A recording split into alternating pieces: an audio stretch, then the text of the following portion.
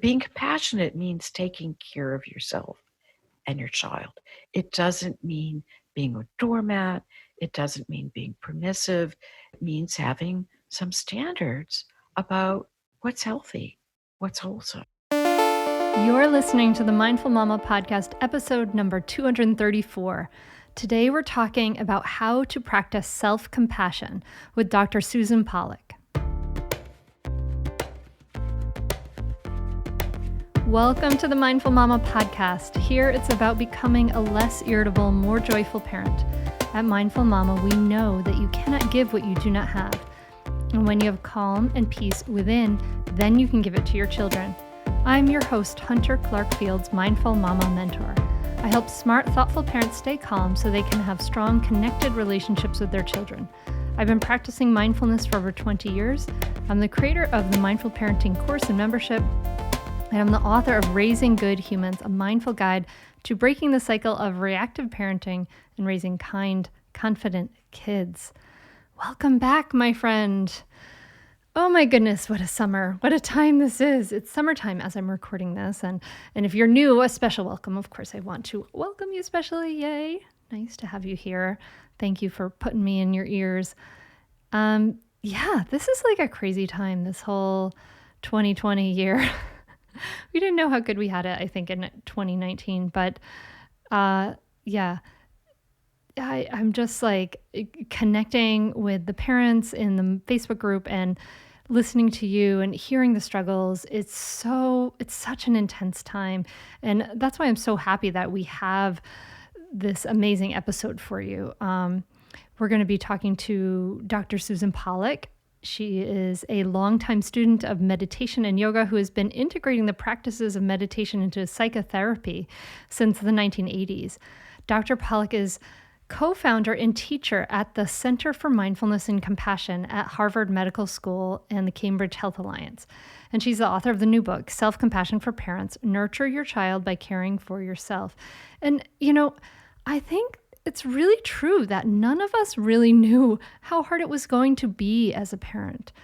We mess up constantly.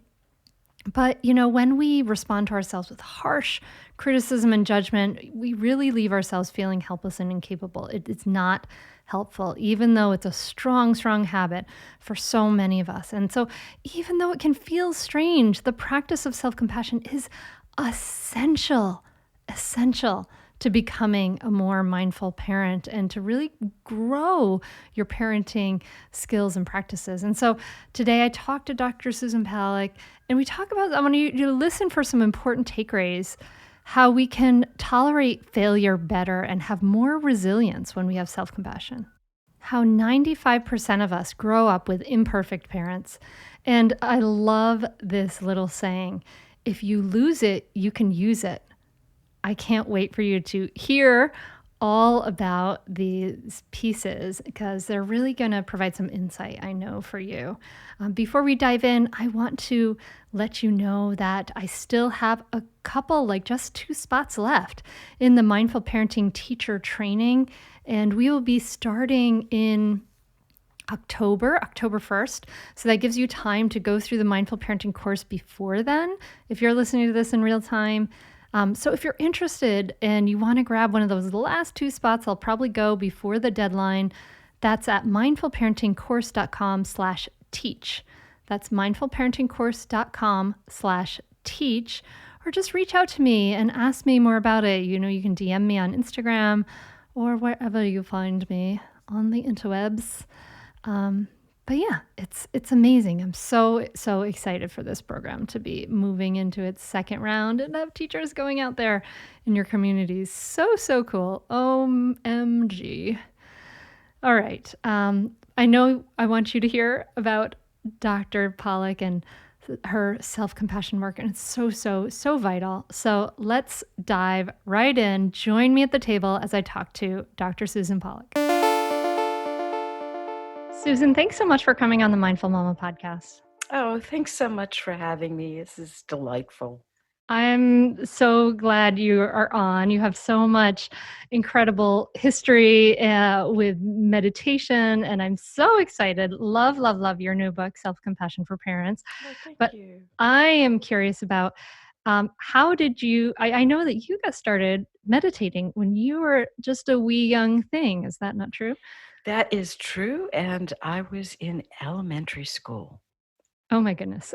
So, this was in the Jurassic Age, of course, and the story was that I had an aunt in New York City who was a journalist, and she was sent on assignment to cover the first meditation teacher who opened up a center in New York City, and it clicked for her. I mean, she was so excited, and then she came. I was growing up in suburban Boston. She came to visit her sister, who was my mother, um, and taught us all how to meditate and how to do yoga. And I was about 10 then. Oh So wow. then it became a lifelong passion. And one of the things that's been really compelling for me is to figure out how to teach it in a way that it becomes a passion for others and it just clicks. So I've spent a lot of time thinking about what makes it work for people. That's interesting that you were 10. She must have been a really cool aunt for you to Oh be my like, gosh. to say, "This sounds like a great idea." Well, just imagine you're 10, you're growing up in the suburbs, and this very glamorous, um, you know, elegant woman of the world appears on your suburban doorstep. It was compelling. And she was kind of wild and crazy and Mm. fun. Mm. So it was a compelling package. So it was a different package from mom who teaches mindfulness to a whole bunch of people trying to teach to her 10-year-old, in this case, currently happening in my world. Yeah. Yeah, yeah, much more compelling package. Wow. So you've been meditating for a long time and you've gone into psychotherapy. Do those pieces mix for you? Meditation and psychotherapy? Absolutely. So, but there's another backstory here Mm. that's interesting. So I ended up studying religion, going on, getting um, doing an undergraduate degree in comparative religion, going to Harvard Divinity School, and really immersing myself um, in the study of religion. Can I ask what religion you grew up with? I grew up sort of, secular Jewish, like, Mm. not practicing, more sort of social action Mhm. Jewish, like the rabbi in the temple I grew up in um, marched with Martin Luther King. So it was really about issues of racial equality and working together. So he was an inspiring Wow. figure. And um, what happened is I sort of continued my practice of religion is I spent some time in meditation centers, and there were a bunch of scandals. Oh, yeah. And there's certainly scandals happening now.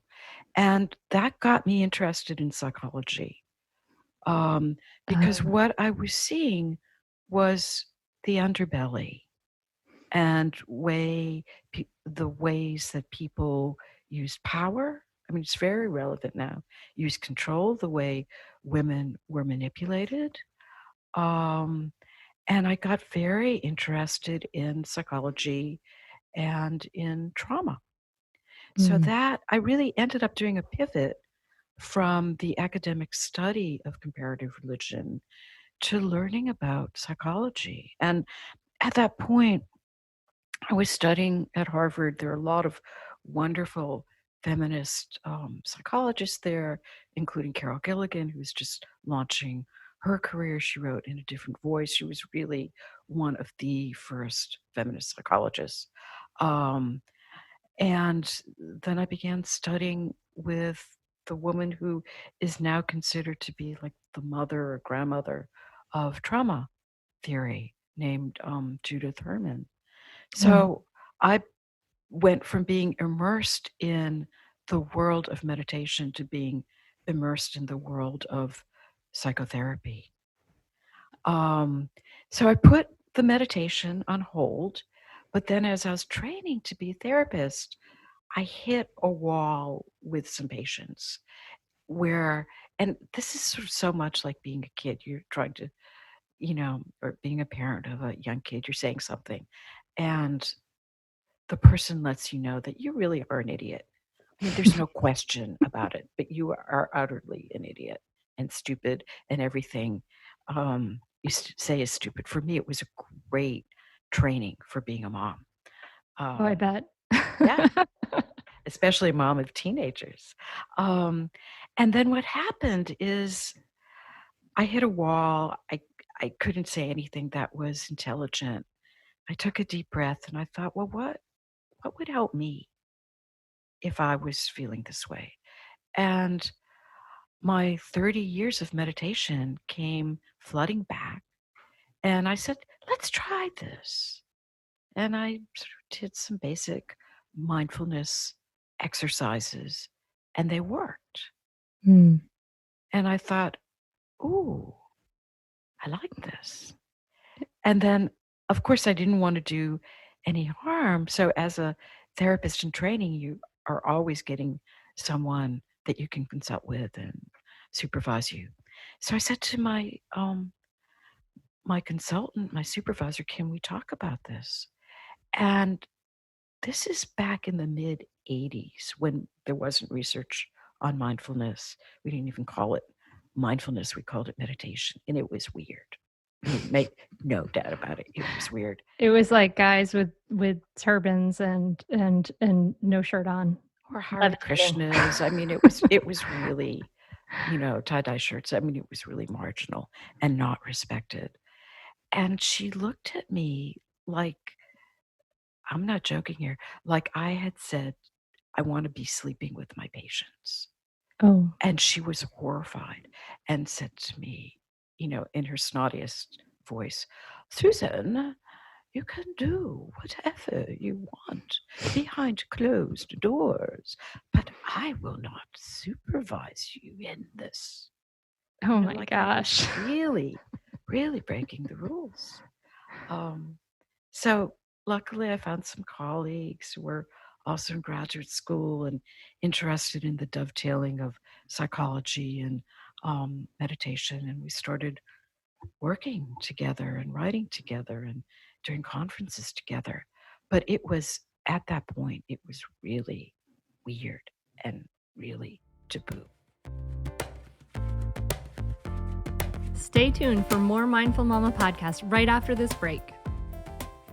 We are supported by Biossance. I have been loving Biossance's squalane and lactic acid resurfacing night serum. It's this top-selling serum at Sephora, and you wake up to dramatically smoother, softer, luminous skin overnight. It gently exfoliates and resurfaces for smoother, softer texture, helping eliminate daily stressors for your skin. I can really feel it tingling on my face, and as someone who's very interested in all natural ingredients, it's so nice to find something that just feels so good and is so natural. It's been an amazing experience. It's clinically proven to produce visible results in a single night. 100% of users saw significant exfoliation overnight. 100% of users showed improvement in the appearance of pores overnight, and 100% of users showed a visible reduction in the appearance of fine lines and wrinkles overnight. It boosts your skin's renewal process, gently works with your skin as you sleep. An essential part of the nighttime routine and gentle enough to use every night, and it's perfectly balanced with 10% vegan lactic acid,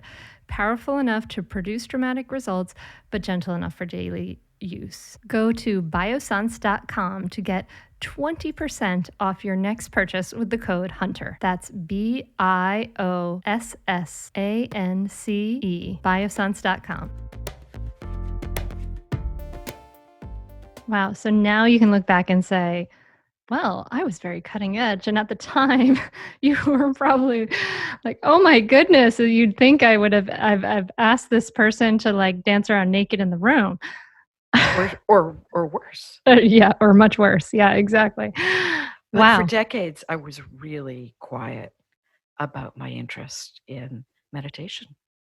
And now, I mean, I know most therapists, it seems like, are either learning mindfulness or are learning it themselves so they can teach it to their clients. And now it's gone the other direction where it really is pretty thoroughly integrated now. Yeah. Well, it really gives you perspective on how things can change Mhm. So how over it is time. speak so uh, with this history of meditation, I wonder if you can kind of see, because you've been practicing for so long and from when you're a child, but thinking about how do you see the way meditation changes the way we see things or the way we think, that thinking about just maybe describing it to somebody who is newer to meditation. I really love the teacher, Sharon Salzberg.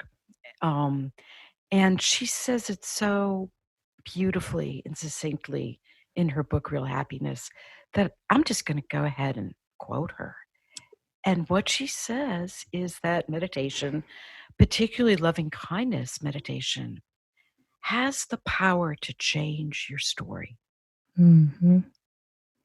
So it changes your default. So let's say before you were thinking, oh, I'm a loser.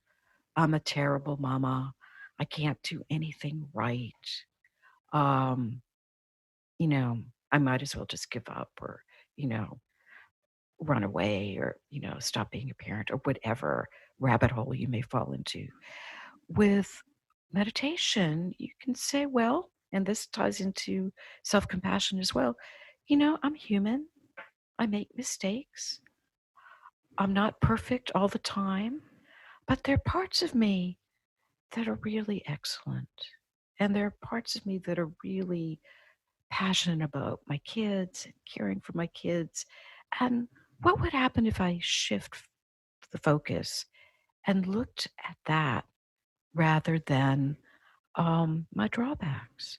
And Mhm. that can be life altering for people to Yes. realize that they're more than their flaws. Amen. And it's this ability to shift and look. It seems like, I think that when for me, I've been meditating now for like for 15 years or something like that. And so I'm a baby compared to you. But anyway, but it seems to me like that it just gives you this clarity to say, oh, this is the story I've been telling myself, rather than just being in the story. And for me, like, the metaphor that works really well is like the idea of like a waterfall. Like, we're just like in the waterfall, we're in the water, and all those thoughts and stories and beliefs, we're just in them. And meditation kind of gives us this ability to step out in front and be like, oh, this is a waterfall, these are my thoughts, this is what's happening, and that gives us the power to shift it. Exactly. And to extend that metaphor, you don't have to be drowning in your thoughts. Yes. You don't have to let all the force of the waterfall take you out. It's Hmm. like, okay, let me step back, let me get some perspective. In fact, one of my early teachers, um, who's wonderful, for your listeners are in LA, she started Insight LA. She's an amazing teacher, therapist, and started meditating when she was in high school. And she studied seriously this well-known Zen master named Dogen, Dogen. Um, and one of the things he taught was how to take a backward step. And I find that's really useful for parents as well. Like, and using your metaphor, rather than getting, overwhelmed by the force of the water in the waterfall, what would it be like to take a backward step? And using mindfulness, just noticing, okay, what's happening right now? What am I feeling? Oh, I'm exhausted. Oh, I'm hungry. oh, I'm angry. And just that moment of stepping back and having some awareness can make a huge difference. Yes. So you can begin to attend to yourself. Oh, I haven't eaten all day. Wonder if my blood sugar's low. Let me have something to eat. Mm-hmm. Or I'm exhausted. Maybe I need some sleep. So, Rather than thinking, oh, I'm a bad parent. amen to all of that. So do you have children? 2. And what was it like for you? So by the time you had children, you'd been meditating since you were 10. I imagine many people would say, "Oh, Susan, she's been meditating since she was 10. She's studied comparative religion. She's a psychotherapist. She has got this under control." You probably said to you, "Susan, this is going to be a piece of cake for you." And so what was your actual experience like? Because I know it wasn't that, probably. It wasn't that. And I don't think I would have written The Self-Compassion for Parents if that was the case. So, just like everyone else, I was very human. I am still very human. I would lose it with my kids. And like you, I also had a temper. So part of it was, and, like so many people, I didn't have great parenting. Mhm. So much of it was learning how to really be a present parent Mhm. and how not to lose it with my kids. And as they say in the mindfulness world, how to respond rather than react. Mhm. And especially in those early days when I was totally sleep deprived, I would react. And, I would, joke with my kids, mommy's about to lose it. Mommy needs a timeout or a time in. Mommy's going to hit the roof. So I began to pay attention to the signs when I was going to lose it. But this is the point. The mindfulness helped. But what really helped was the self-compassion. Mhm. Because I had no idea just how hard it was to be a parent.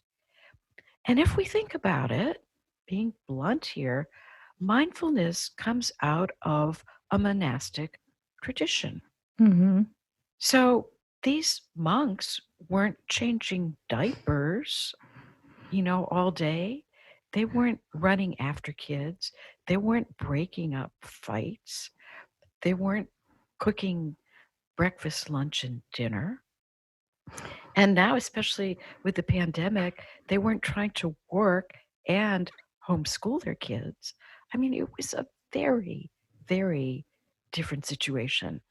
They had silence in the monastery. What parent has silence? Ever.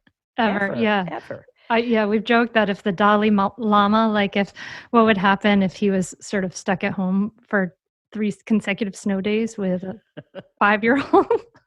And I argue that he would get angry. He would lose it, but he would be very self-compassionate with himself. He'd say, "Oh, this is very difficult," and he wouldn't shoot that second arrow. Exactly.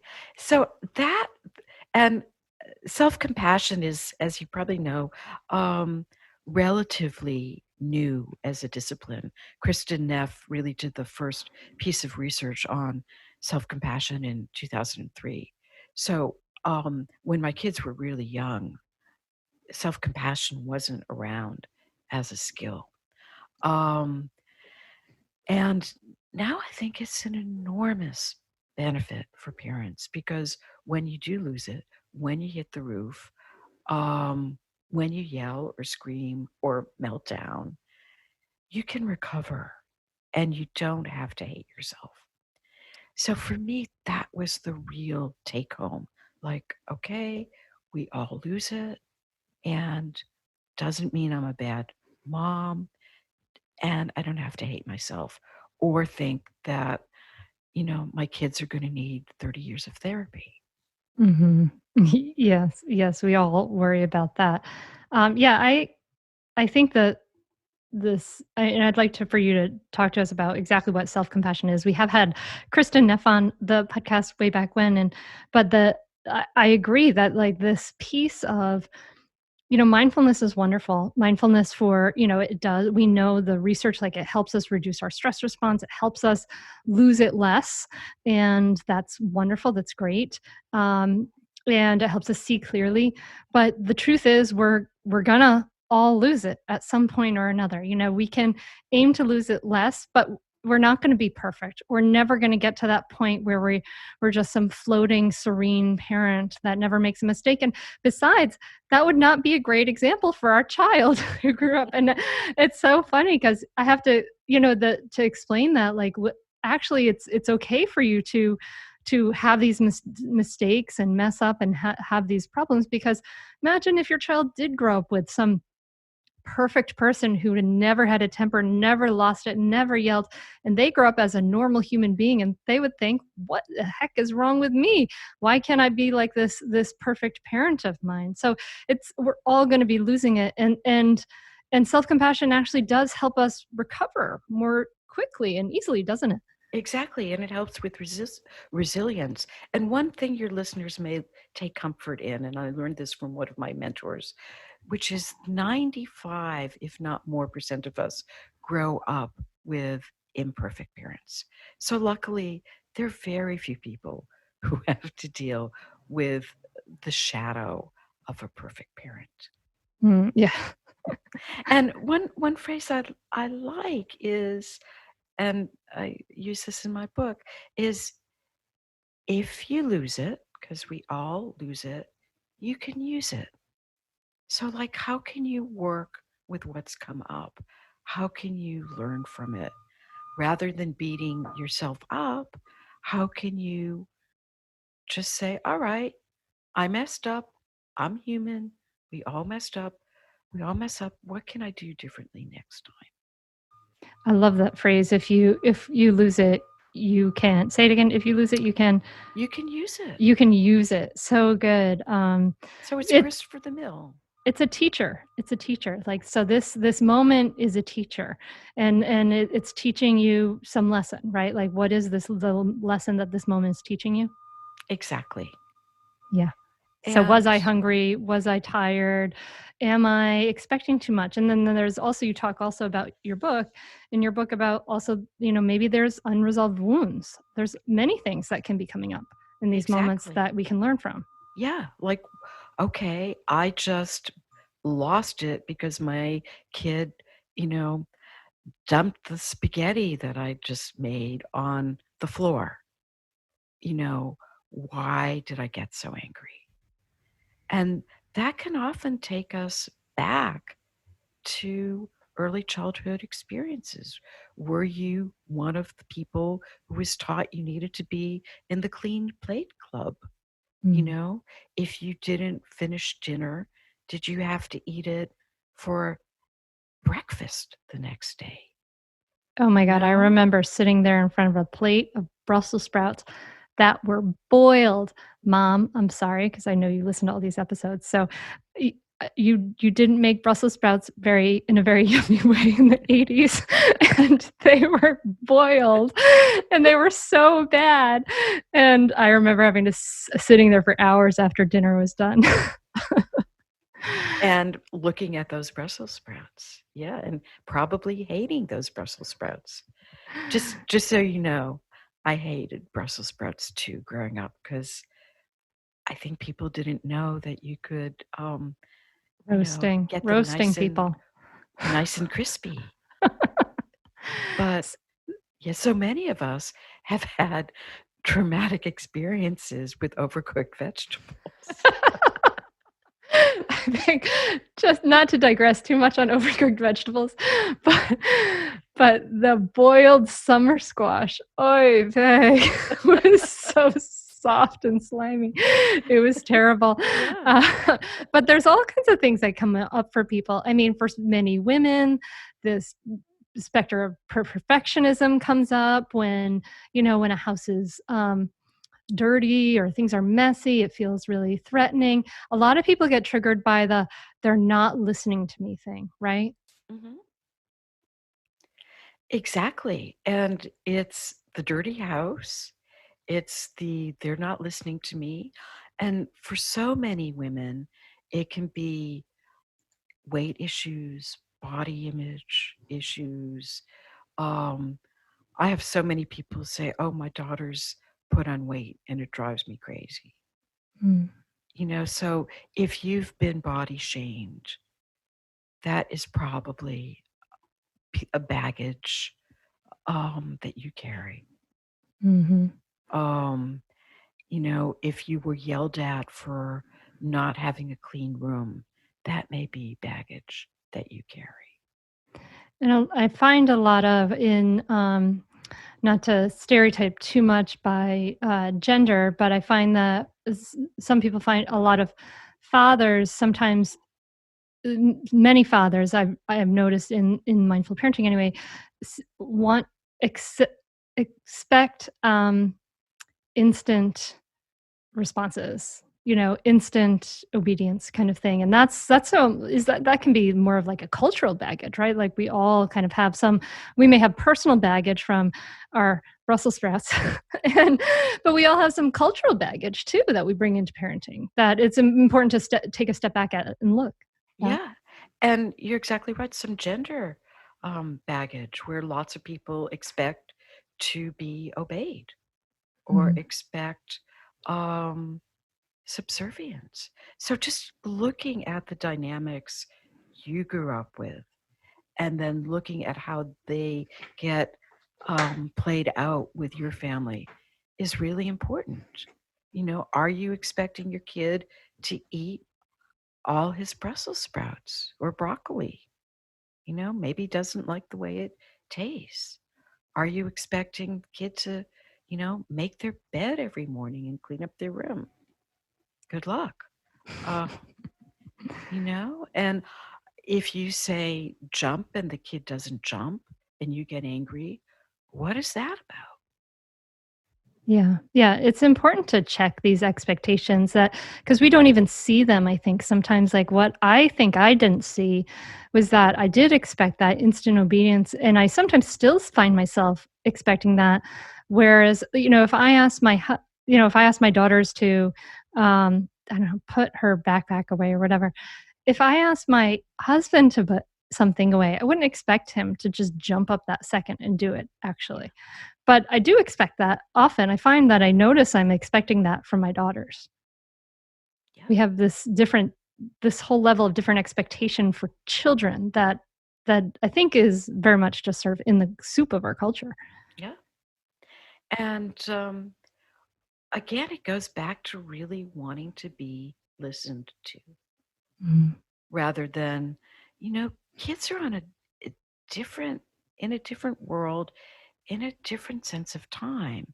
So they may respond, yeah, mom, I'll put the backpack away when I'm done thinking this thought, or when I'm done drawing, or when I'm done reading. And they don't see any urgency. And if you step back, again, that backward step, is there really a need for this backpack to be put away this moment? Yeah, or is it just my sense of control in an uncertain world that I want to control something and therefore Right. it's the backpack? Yeah. So what's going on for you? And that's where mindful awareness comes in. Like, oh, okay, I'm feeling, frazzled in this uncertain world, and having a neat living room makes me feel better. Oh, Mhm. okay, this is my stuff. Mhm. And Mhm. then, how to work constructively with it. Like, okay, honey, doesn't need to be put away, but let's say you're working on telling time. Let's see if we can have it put away by 3 o'clock. Can you tell me when 3 o'clock is? Or, I mean, whatever. So to try to turn it into a game Mhm. rather than you controlling your child, it's like, okay, let's play together. Let's turn this into something that works for both of us. So That's it's really about cooperation, collaboration, having some fun with it rather than losing it and yelling at the kid about the backpack. Because then the kid's going to look at you like, gee, did my mom just turn into an alien? Why is she losing it? Because I'm not putting my backpack away. Mm-hmm. Or And they're so used to it that yeah, they're disconnecting from it. yeah. And I'll sort of tell you the equivalent of your Brussels sprout story. I had a mother who, for some reason, insisted that I wash the kitchen floor and wax it, and would freak out if it wasn't done in a timely fashion. And I'm like, what was the urgency? So I think being compassionate, I think we all get a little crazy about some stuff. Mm-hmm. And how can you have perspective on what triggers you? You must have felt like Cinderella. Exactly. Exactly. So tell us about self-compassion. Obviously we talked about that first step is mindfulness, is just being aware of the thoughts, being aware, maybe taking a step back and being aware of what are the triggers. Is it really about this backpack, these Brussels sprouts, or maybe it's something else is going on. So that's sort of step one, right? Right. So let me guide you through the steps, and then I'll zero in on what makes sense to me, because it's really very simple. So the first step is just noticing, like, oh, okay, I'm having a reaction here. What's going on? And then the second step is just realizing what Kristen Neff calls common humanity. Like, I'm not the only mother, father, person in the world who loses it at times. Like, if I were to think about it, there are probably a few million people in the world right now who are struggling with a child. Mm-hmm. Literally, yes. Literally, literally. And then it's like, oh, okay, it's not personal that Mm. my daughter's not putting her backpack away and that I'm getting angry. And then sometimes you can just take a deep breath, like, oh, all right, this is the territory of being a parent. Mm-hmm. You know, It's just how it works. it's just how it works. And then the third step, and I really like to tweak this, is okay, can I be kind to myself? And a lot of people can't. I mean, I find especially people grow up in difficult families or have background of trauma, they don't feel worthy of kindness. So then again, dialing it back, taking a backward step, you can say, all right, well, can I imagine that maybe sometime soon I'll be able to be kind to myself, or forgiving of myself, or understanding that everyone loses their temper? Mm-hmm. Because for many people, responding with compassion feels like it's going to happen in another life. Like, are you kidding? Maybe in the next millennium, I'll be kind to myself. So just saying, well, maybe in time, I'll learn to respond kindly to myself. Stay tuned for more Mindful Mama podcast right after this break. We are supported by Green Chef. What is Green Chef? Green Chef is a USDA certified organic company that makes eating well easy and affordable with plans to fit every kind of lifestyle. Let me tell you how it works. It lets you choose from a wide array of easy to follow lifestyles with selected organic ingredients, and they're super quick and easy to follow with step-by-step instructions, chef tips, and photos to guide you along. Everything is hand-picked and delivered right to your door, and it was so convenient.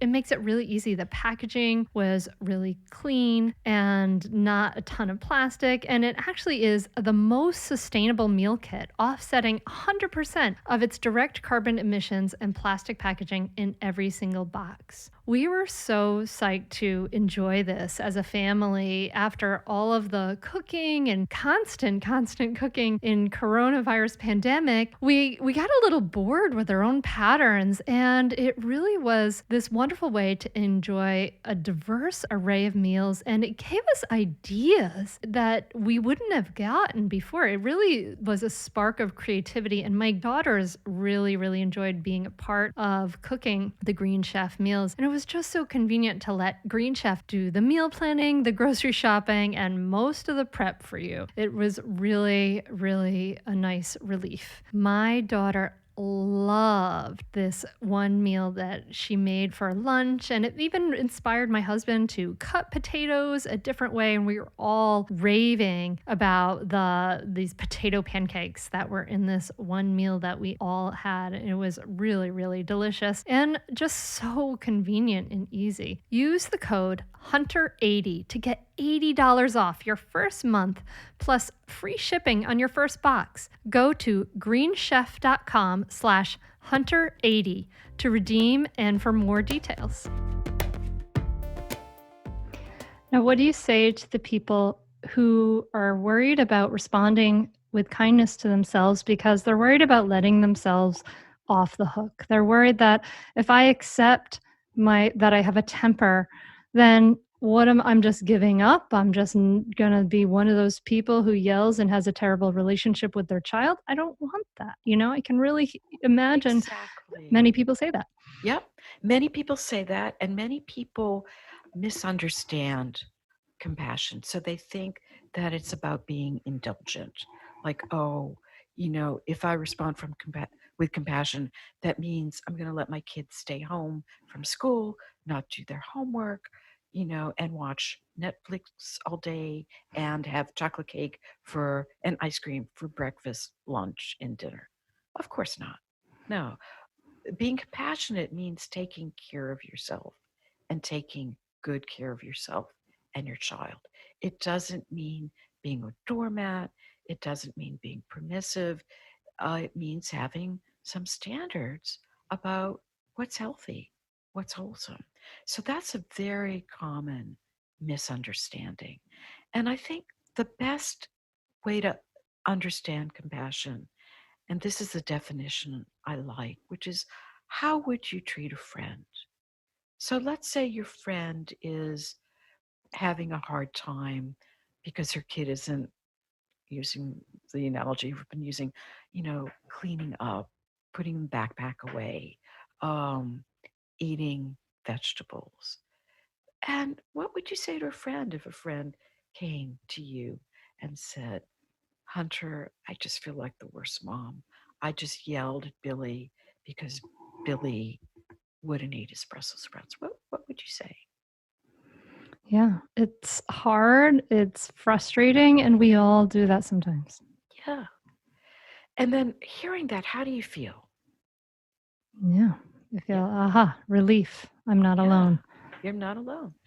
But what we do instead is we say, you're no good, you're a bad parent, you're going to have a spoiled kid, what's wrong with you? And then we go down into this rabbit hole of shame and blame. And then we get stuck there. And then we get depressed or anxious. Why do we do that? Why do we do that, Susan? Do you know? Well, the best explanation I have heard for that is what we call the negativity bias. Mm. And the person I think who really explains the negativity bias incredibly well is Rick Hansen. And he's, just so your listeners know, he's written some wonderful books. One of my favorite ones is Buddha's Brain. He also has a book on hardwiring happiness, a book on resilience, and he has lots of free material and lots of online programs. But what he explains in terms of negativity bias is this is the way our brains are wired. And there's a purpose here. Our brains are wired this way to protect us. So it used to be way back when in the Jurassic Age, we learned how to differentiate, a cat from a saber-toothed lion. Because if you missed that, you know, that was the end of passing on your DNA. But luckily, there aren't that many saber-toothed lions, tigers, bears out there. But that's still how our brains are wired to Yeah, protect ourselves. we need to see that. Can I interject with an interesting statistic my daughter just presented to me? Go ahead, sure. That they added up all the deaths that people have from lions and tigers and bears from all around the world and discovered that freshwater snails kill more people than lions and tigers and bears combined. I think it's so hilarious. Okay, so curious minds need to know. Tell us how freshwater snails I kill more think people. I was wondering, we've been wondering that too. It was kind of in like a little book of curious things. And I don't know actually, but my guess is through bad snails. Just snails gone bad. But yeah, the negative, I don't want to pull you too far away, the negativity vibes.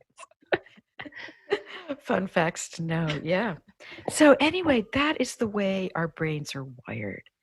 And that's what happens. So part of it is training our brains not to go into that rabbit hole. And that's where self-compassion really helps. Yeah. And this can be a practice, right? So even if we don't feel worthy, even though that inner critic, that mean voice is really strong, it's something we can practice. It's something we can learn, right? Right. And there's so many great techniques about working with that inner critic. I mean, we can ask the inner critic just to step back a little. We can get curious about the inner critic. Where is it broadcasting from? We could, ask the inner critic to go outside, put its feet up, and have a glass of iced tea, and give yourself a break. So we don't have to let the inner critic yell at us. And one thing that can really help is to say to the inner critic, yeah, I know that you're trying to help me. I know you're trying to make sure I'm not going to be a slacker and the kids aren't going to be slackers. But don't worry about that. You know, I hear you. I know your intentions are good. But let's see if we can chill out a little right now. Yelling at someone never helps. And it It doesn't really help doesn't. us, doesn't No. help ourselves either. And I think that's so important to remember. I mean, so for me, the way I think about it is like that if if I'm human and I make a mistake and I inevitably mess up, I'm trying something different. I'm trying some mindfulness thing and I make a mistake. I inevitably mess up.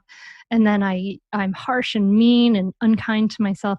I'm going to want to stay in my tiny little box and not try something new and not make a mistake again. But if I do something and I make my inevitable mistake and I'm kind to myself, then I'm not afraid to start again. It gives you strength in that way to grow and learn because you're not going to be mean to yourself and put yourself down when you're inevitably human. Exactly. And that's one of the pieces of research around self compassion that I really like, which is we can tolerate failure better. We have more resilience. We're able to say, okay, I tried something new, didn't work. Let me tweak it a little bit. And learning to be kind to yourself, like, Hunter, that was a good try. And again, going to Sharon Salzberg, who's again one of my favorite teachers, she has a saying I really like, which is nothing is ever a straight shot. Mm. So just knowing that nothing is going to work on the first try. Okay, let me experiment. And also, that's one of the things, a technique we use in cognitive behavioral therapy when you're teaching someone new skills. Like, okay, everything's an experiment. In a science experiment, you try something, it usually doesn't work the first time. Okay, try again. So having that openness to trying and experimenting makes it so much easier to, to be a parent. So you can say, oh, all right, those Brussels sprouts, Billy, were not good. They were soggy. Let's get on the computer let's check our phones. Let's find some other recipes for Brussels sprouts that you might like, because Brussels sprouts aren't always bad. In our house, actually, my daughter asks my husband when he's gonna make Brussels sprouts. She loves his Brussels sprouts so much, and they they get a little braggy. It's kinda cute. They're like, "Our friends don't like that many vegetables, but, our my dad cooks them so yummy that they're like, really that we like them." Well, and that is such a wonderful story, because one of the things we talk about is legacy burdens in therapy. Mm, So, eh, you know, how beautifully you have shifted your experience, because you had such a negative experience of Brussels sprouts. Whoever thought that a child of yours would love Brussels sprouts? So I actually think that's a great learning story, because you've learned how to shift it. So rather than, the next few generations hate Brussels sprouts and who knows why, you've managed to, as we say, do a cognitive reframe. mm. Like, let's figure out how we can make this work. Yeah, yeah. And I think that this is so important, reframing things. And then of course then it all goes back to mindfulness and that clarity of our of thoughts. Like are we aware of what we're thinking? And but you have a lot of incredible practices in your book. And before we go, I want to just sort of touch on some of them because I think that you provide a lot of practices that bring mindfulness and self-compassion into people's lives in a really simple, accessible ways. And I wondered if you would talk to us a little bit about soften, soothe, allow. That's actually one of my favorite practices in the self compassion literature. And I want to give a shout out to Chris Germer, as well as Kristen Neff. So Kristen was the person who did the research. Chris Germer's a friend of mine for 30 years, and he's a clinician. And he really thought about how to take the research and apply it. And what he does in this soften, soothe, and allow, and I'll guide you through that in like 3 to 5 minutes, because it's a great practical practice, is he figured out how to combine everything in um, the 3-part series of the steps of self-compassion. So let me walk you through soften, soothe, and allow. Sure. So let's say you're thinking of something that was mildly to moderately difficult for you. And if you can share that, I mean, maybe something you could be public with. We could always use. Sure. Um, So, for me, something that's been moderately, it's not a parenting thing that immediately comes to mind. For me, it's I have a tendency to, I'm not like super systematic. And I actually, this applies to you and I in our conversation because I have a tendency to sort of miss emails and inadvertently kind of be rude to people because I haven't gotten back to them. Um, and I feel like sort of guilty and bad about that. well, just so you know, I certainly didn't experience it that Okay, good. way. My feeling is everyone's swamped. So let's work with that, okay? Okay. And I'm sure your listeners can resonate, because my feeling right now is everyone's overwhelmed. No one has bandwidth. One of my friends said to me when her kids are younger, when I asked how she was doing, she said, "Susan, I am overwhelmed right now. I am broken. This is too much." Okay. So I think that is where we all are. So this is a great practice, probably for everyone listening. Okay. So just start by taking a deep breath and just take a moment just to ground. And I'm going to do this in 5 minutes. Just feeling your body, letting yourself settle. If you like, just tuning into the sensations in your body,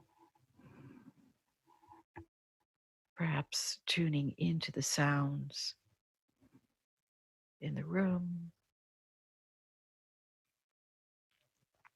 maybe even finding your breath if that's comfortable for you.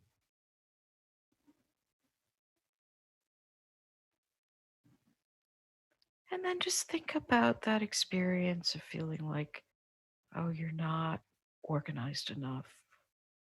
You're spread too thin. You're not responsive enough. I mean, whatever. And then just notice where you're feeling that. And if you don't mind sharing with your listeners where you're noticing that in your body. I feel it in my throat, Yeah. like right at the top of my chest and my throat. Okay. And one thing that might help is what we call a little soothing touch. So perhaps putting a hand on your neck and throat. Putting a hand. Okay. And then just inviting that to soften. And you may want to say in a really warm, kind, compassionate voice, like, okay, soften,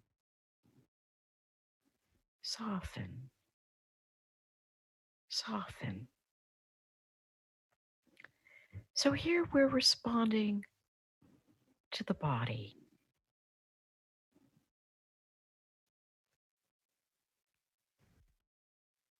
And just see if it can soften even a little, even 5%. I think we're at a good 30%. Great. Okay, good. And again, 30 is great, but if it's just 5%, that's helpful. And then check in. You may feel a little agitated. And just can begin to soothe yourself. And just say soothe, soothe, soothe. And with that, you may just want to say, Hunter, it's okay. You don't have to be perfect. Then see what that's like. Definitely a relief to say that. Yeah. Mm-hmm. And just notice, has the self-criticism, has the agitation gone down? Yeah. Yeah. Great. And the final step is just allow. And with that, first we did the body, then we went to the emotions. Now we're doing the cognition. And just allow things to be as they are. Okay.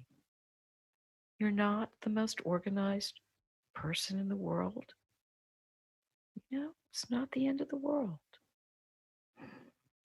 It's all right.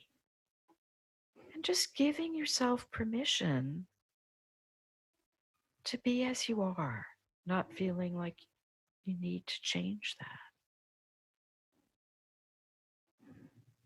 And just see what that's like, allowing yourself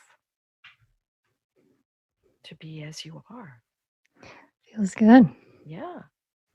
And what's really wonderful here is when we allow ourselves to be as we are, it's a lot easier to allow other people to be as they are and to have some compassion for them.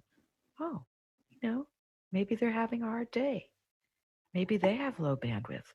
Maybe they're hungry, tired, angry too. Mm-hmm. So then you're just kind to them rather than yelling. Yeah. Yeah. So, But we cannot give what we do not have. exactly. We need that inside. Yeah. And then once you give it to yourself, it's so much easier to give it to others, to give it to your kids, your partner, your friends. So that is self-compassion in a nutshell. Thank you, Susan. You guys might be able to hear the door because my 10-year-old is coming in. I'm waving her away. Tell her I'm waving to her. She's Tell her I say welcome. okay. Thank you, Susan. Your whole book is wonderful. The work you've done is really, I think, it's full of. I just want to tell the listener that it's full of stories. It's full of very specific instances of stories of people who've come to you, and I think that, and it's full of stories and full of practices. And I think both the combination of these stories and practices will really um, humanize the experience of parenting and the difficulty of parenting. And the first chapter is why is it so hard, or parenting is overwhelming. And I I highly recommend it. Thank you. And thanks for having me. Thank you so much. And where can people find out more about you, Susan? So I have a website, Dr. Susan Pollak. And on that website, I have all sorts of articles and essays. I've been a blogger for Psychology Today. I've also done a lot of podcasts. So basically, whatever I produce is on the website. All right, so go check it out. Tell Dr. Pollak that you heard her here, and I really thank you for taking the time to spend with us and sharing your wisdom and sharing your voice and helping me work through my frustration of my own disorganization and just sharing these beautiful practices of self-compassion. I think it's something we can't talk about enough. So thank you so much. Well, and especially now, I think we're all under so much stress that we really need it. It makes a difference. Thank you so much for listening. I hope you got a lot out of that episode. I love that whole saying, if you lose it, you can use it. So cool, right? I love that. Hey, before you go, if you're interested, remember I have just 2 spots left in my Mindful Parenting Teacher Training Program, and it's for you to bring the 8 sessions of the Mindful Parenting course to your community. It's such a cool program because it's win-win-win. You really deepen and master the concepts. You share it with your community, and you can earn money doing something you love. So to learn more about it, go to mindfulparentingcourse.com/teach. That's mindfulparentingcourse.com/teach. And I'm just wishing you an amazing week. I've been reading some of those reviews on Apple Podcasts. Thank you so much. You guys are amazing. I love this community, and just the action that's happening in the Mindful Mama Facebook group is amazing. Lots of conversation happening there, really supportive community. So you can, of course, learn more about that and all the podcasts and everything that's going on at mindfulmamamentor.com. And practice some self-compassion this week. If that voice in your head is mean, that's okay. You can turn it around. This is something that can be learned and practiced, and I know you can do it. I want to hear about it. I want to hear what your takeaways are. Let me know. And I'm just wishing you some peace, some joy, put that hand to the heart this week and, talk to yourself like you would a good friend. It really makes a huge difference, I promise. And it'll help you become a better parent for sure. So go for it. You can do it. Okay. All right. Let's wrap this up. I can't wait to talk to you again next week. Thank you so much for listening. Namaste.